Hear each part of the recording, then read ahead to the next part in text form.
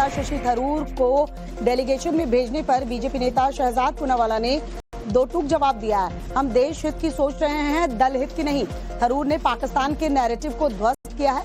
आपको बता दूं कि कांग्रेस नेता जयराम रमेश ने डेलीगेशन की लिस्ट पर एक पोस्ट शेयर किया था और कहा था कि हमने डेलीगेशन के लिए अन्य 4 सांसदों के नाम दिए थे जिनमें शशि थरूर का नाम नहीं था। अब बीजेपी का इस पर जवाब आ गया है। जरा आपको सुनाते हैं क्या जवाब दिया गया है।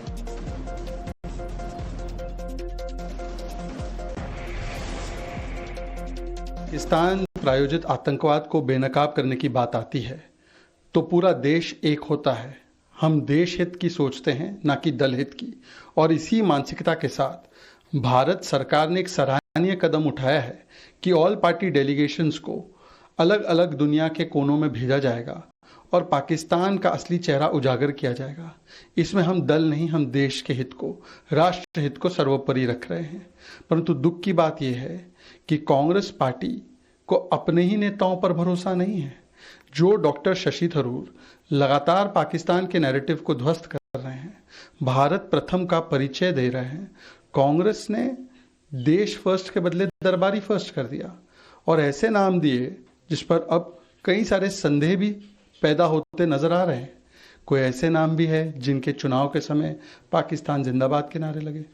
तो कांग्रेस पार्टी इस मौके पर भी दल हित को और दरबारियों को देश हित के ऊपर रखती है। तो डेलीगेशन में शशि थरूर के नाम पर छिड़े विवाद के बीच असदुद्दीन ओवैसी ने बड़ा बयान दिया है। भारतीय डेलीगेशन पर ओवैसी ने बड़ा बयान दिया है। डेलीगेशन पर पॉलिटिक्स नहीं होनी चाहिए, ये कहना है असदुद्दीन ओवैसी का।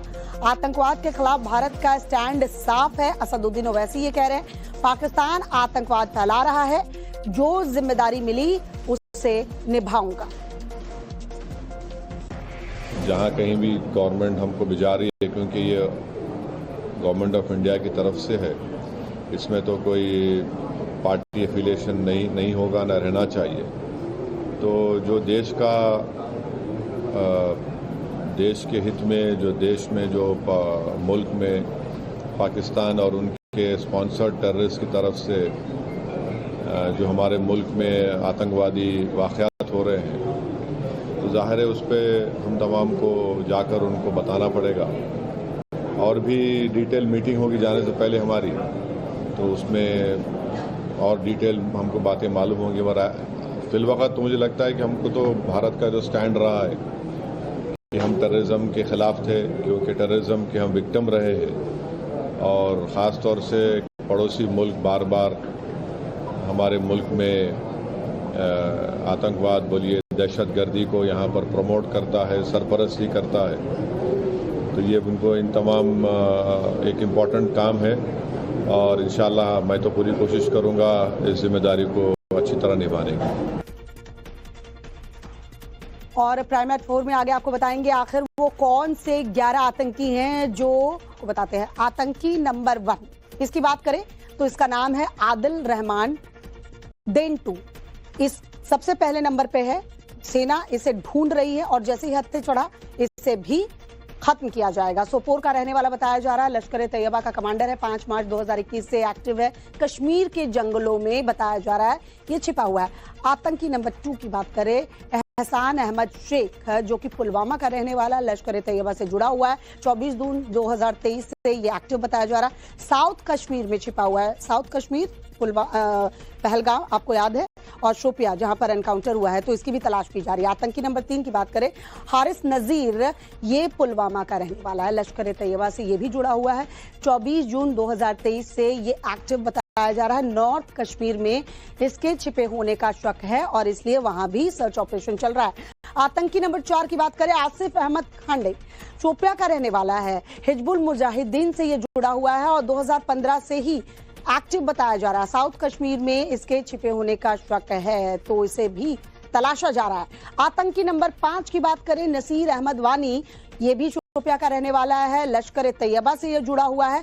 कई आतंकी हमलों में ये शामिल भी बताया जा रहा है। 30 नवंबर 2019 से ये एक्टिव है, इसकी भी तलाश की जा रही है। आतंकी नंबर 6 जुबैर अहमद वानी, जो कि अनंतनाग का रहने वाला है, हिजबुल मुजाहिदीन के लिए ये काम करता है। हिजबुल का ऑपरेशन ये संभालता है और 19 अप्रैल 2018 से ये एक्टिव बताया जा रहा है। आतंकी नंबर 7 की बात करें, हारून राशिद गनई, ये अनंतनाग का रहने वाला है और 2018 में पीओके ये भाग गया था। साजिश के तहत कश्मीर ये लौटा और 2021 जून से ये एक्टिव बताया जा रहा है।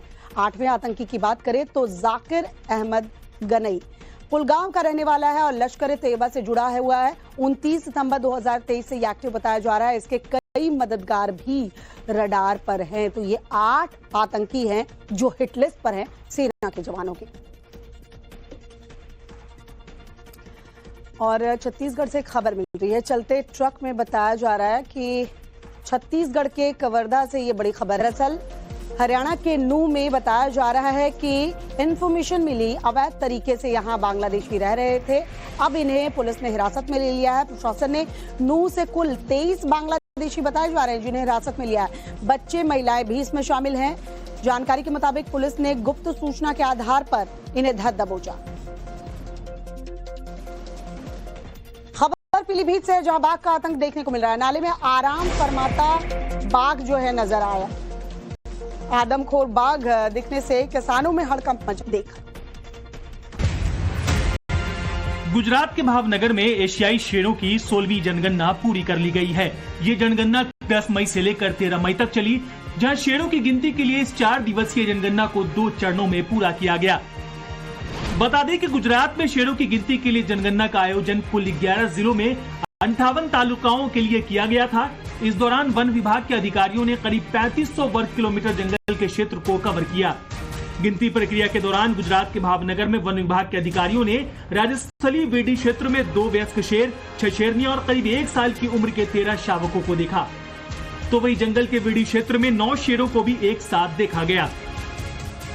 जंगल में 20 शेरों के झुंड मिलने के बाद वन विभाग के अधिकारियों ने खुशी जाहिर की। साथ ही पिछले साल की तुलना में इस साल शेरों की आबादी में बढ़ोतरी देखने को मिली है।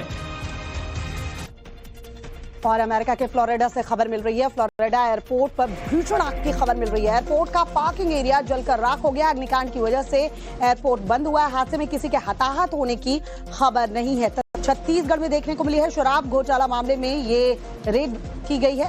कांग्रेस नेता राजकुमार तामो के घर पर रेड हुई है।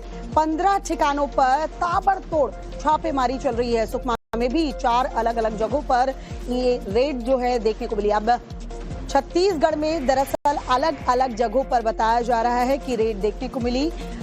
5 ऐसी जगह, कुल मिलाकर अगर बात करें तो 15 जगहों पर ACB और EOW की टीम ने छापा मारा है। ये छापेमारी शराब घोटाला मामले को लेकर की गई है। रायपुर, सुकमा, जगदलपुर, दंतेवाड़ा और अंबिकापुर जिले में ये रेड हुई है। इन 5 शहरों के बताया जा रहा है 15 जगहों पर रेड डाली गई है। कांग्रेस नेता राजकुमार तामो के घर पर भी छापेमारी हुई है।